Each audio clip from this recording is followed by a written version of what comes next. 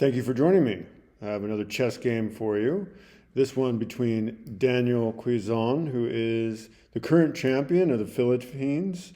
He's like creeping up on Grandmaster. You can see his current rating 2383. Very strong player, born in 2004, and he's playing against an Indian prodigy. Both born in 2004, but this game actually played in 2019. This gentleman, Raja Rithvik, was already a Grandmaster at the time. Let's get right into the game. Daniel begins with pawn to e4. We have pawn to e5 by the Indian Grandmaster, and now knight to f3 by Daniel, knight to c6 by Raja. We have the Ruy Lopez with bishop to b5. Daniel begins the Ruy Lopez with that move. And now we have pawn to a6, which is the Morphy defense. Bishop back to a4 by Daniel. And this is considered the Anderson variation. Interesting to note that you can't, it seems like you're trying to remove the defender here of this pawn. You know, you could capture the knight. And perhaps we should take a look at that variation. So the trouble is, if you take the knight, if instead you capture to the outside, so normally the idea is to capture toward the center, but if you play this here, captures to the outside, then knight captures on e5, seemingly winning the pawn, but the trouble is queen to d4, and of course you're going to lose your central pawn anyway. So that is why we play normally what you see on the board here, which we'll go back to that now. So the Morphy defense, pawn to a6, Daniel drops his bishop back to a4, and now the most popular move in the position, knight to f6 is played. We have pawn to d3 by Daniel, and now pawn to b5 by the Grandmaster. And Daniel plays the only reasonable move, bishop back to c3. We have bishop now to c5. And these are all book moves. At this point, played many dozens of times in top level play, including by players like Ding Liren and Magnus Carlsen, the top 2 rated players in the world. We now have pawn to c3 by Daniel, and the Grandmaster counters with pawn to d6. We have bishop to g5 now, developing the bishop, and now we have pawn to h6. There's been about 30 games in the chess.com and 365chess.com databases that have been in this position. All but one of them played bishop back to h4. The other game that played bishop to d5, Black did win that game. In this position, we see the bishop coming back to h4, and the Grandmaster plays pawn to g5. We have bishop, of course, to g3. And at this point, we have many of the top players have played this variation. So Ding Liren and Magnus Carlsen played this variation back in 2019. Magnus Carlsen, of course, being the world champion, and Ding Liren being, he may be the next world champion. He is in a match for the next world championship with Jan Nepomniachtchi. So Ding Liren actually is going to be battling Jan Nepomniachtchi to take the title, as Magnus Carlsen here on the left has declined to defend his title. So it may be Ding Liren as our next world champion. Both these gentlemen, Ding Liren and Magnus Carlsen, have been in this exact same position a couple times before, and actually playing against each other in 2019, which was the same year as this game. They played on June 10th of 2019. Ding Liren did not play bishop to g4, as was played by the Grandmaster here. And now we have pawn to h3 by Daniel, bishop back to h5 by the Grandmaster, and now we have knight to d2 by Daniel. And there was only one other game where this position happened. A couple other masters. I couldn't figure out which year it was, but there was another game where in that game the Black castled, and that game was a draw. But in this game, instead, we have bishop to g6 is played, which Stockfish considers that an inaccuracy. It's not the best move in the position. Actually, the best move is supposed to be queen to d7, which makes some sense. Getting yourself in position to connect your rooks. Bishop to g6 by black. And now Daniel does castle, kingside. The Grandmaster also castles, although his castle looking a little bit aloof here. There's some error here. And now we have rook to e1 by Daniel. Knight now comes to h5 by the Grandmaster. And Stockfish not super happy with this move, suggesting instead just moving the king to g7 might have been better. It seems he's probably, he wants to go after this bishop here, as on an open chess game, bishops are better than knights, and most chess games do end up opening up at some point. But yeah, king to g7 would have been better here. Daniel now moves his knight to an awkward position, knight to f1 here, but anticipating the capture of the bishop, I think is the only real reason for that move. And it is actually the best move in the position by Daniel. And now the Grandmaster moves his rook to b8. And we now have pawn to d4 by Daniel. This is the best move in the position. We have E captures on d4. We have C captures on d4. So pawn captures. And now we do see that capture. So the best move actually would have been just to go ahead and save the bishop. Go ahead and pull your bishop back here. But instead, the Grandmaster makes a mistake and plays knight captures on g3. We have knight captures back on g3. So that's why that knight had moved to that awkward square there on f1 in the first place. And this looks kind of nice. I think it'd be pretty comfortable with the king having two knights hanging out like that. We now have bishop back, of course, to b6. And Daniel plays the strongest move in the position, rook to c1, pressuring the knight. We have the knight moving to a5 by the Grandmaster, and now bishop to d5 by Daniel. Nice little outpost there. There's a battle to keep this weakness. There's a pawn weakness here. This is a backward pawn if Daniel can play it right. If he can get enough pressure on this square to keep that pawn from being able to move up, yeah, that should be a weakness, and both of these pawns become vulnerable if that's the case. But the Grandmaster actually just goes ahead and plays pawn to c5 here, rather than deal with the pressure that was on c6, as he would have been captured there. And this is considered an inaccuracy. Stockfish prefers actually, again, just moving the king to g7. Okay, so it would have been better to play king to g7. Then white could attack the knight with pawn to b4.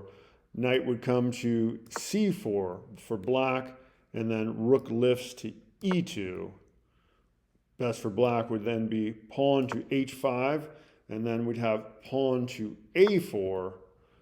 Queen to f6 then would be best for black.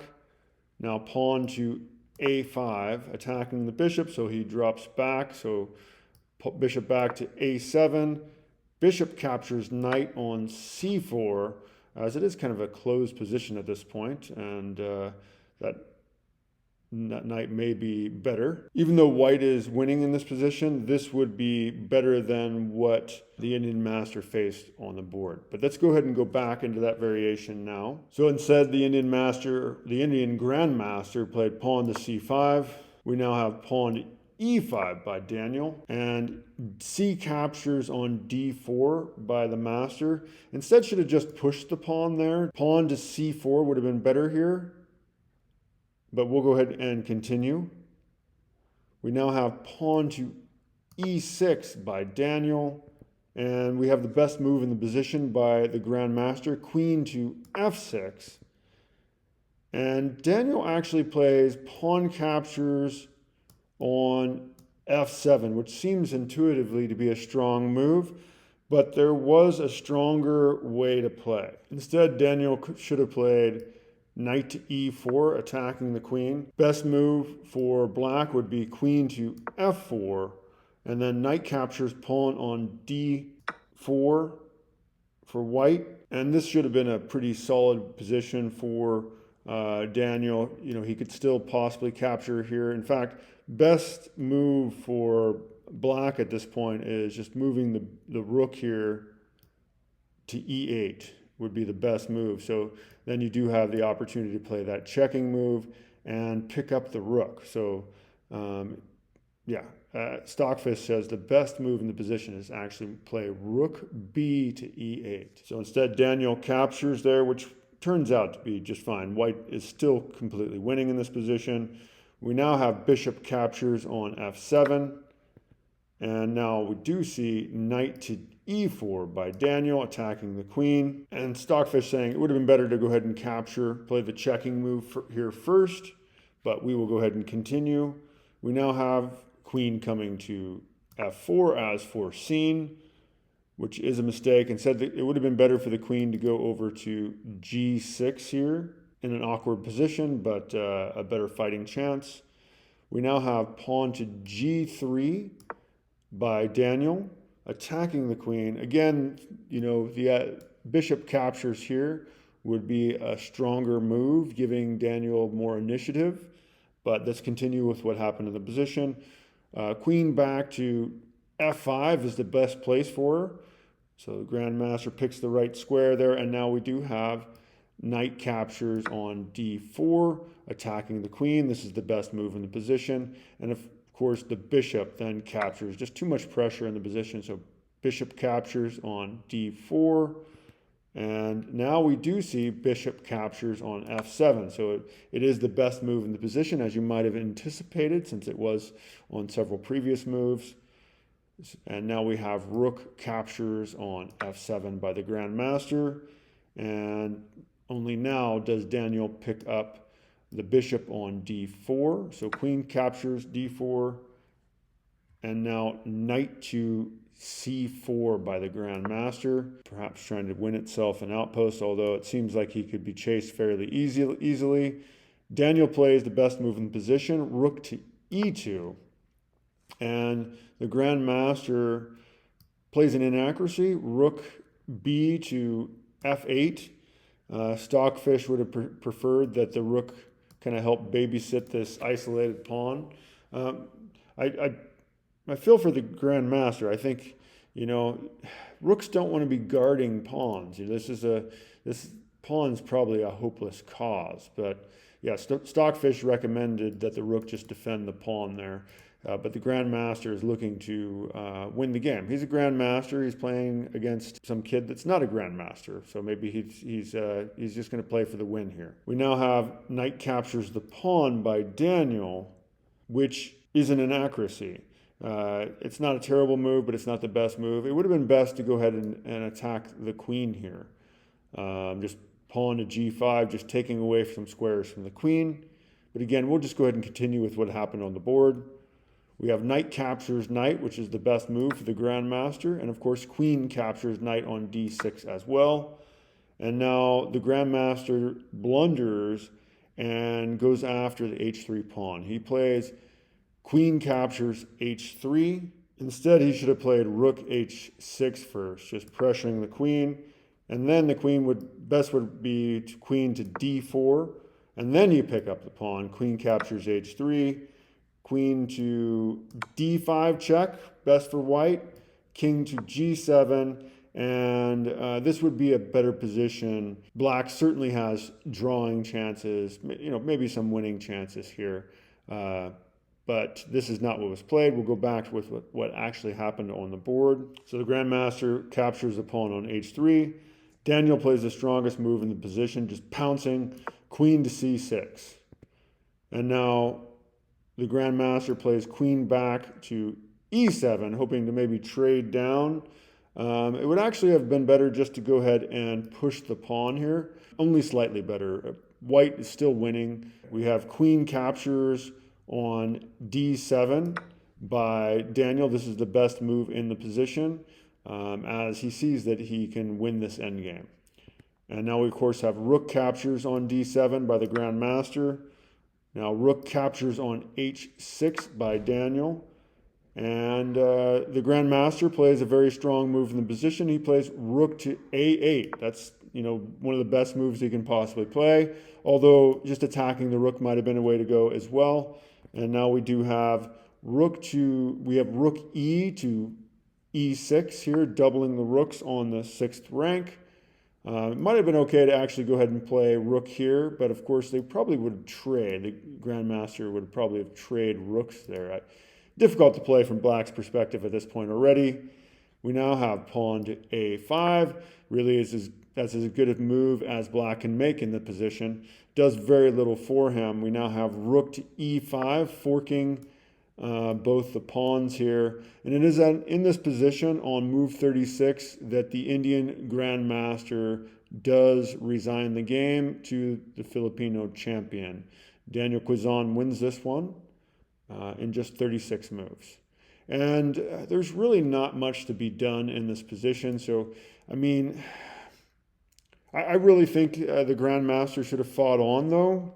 I mean, it's not super clear. There's no, like, absolute path to victory here. I am a little disappointed that Raja did not fight on, but yeah, this is not a winnable position for him. He's only technically down 1 point right now, but of course he's going to lose another pawn.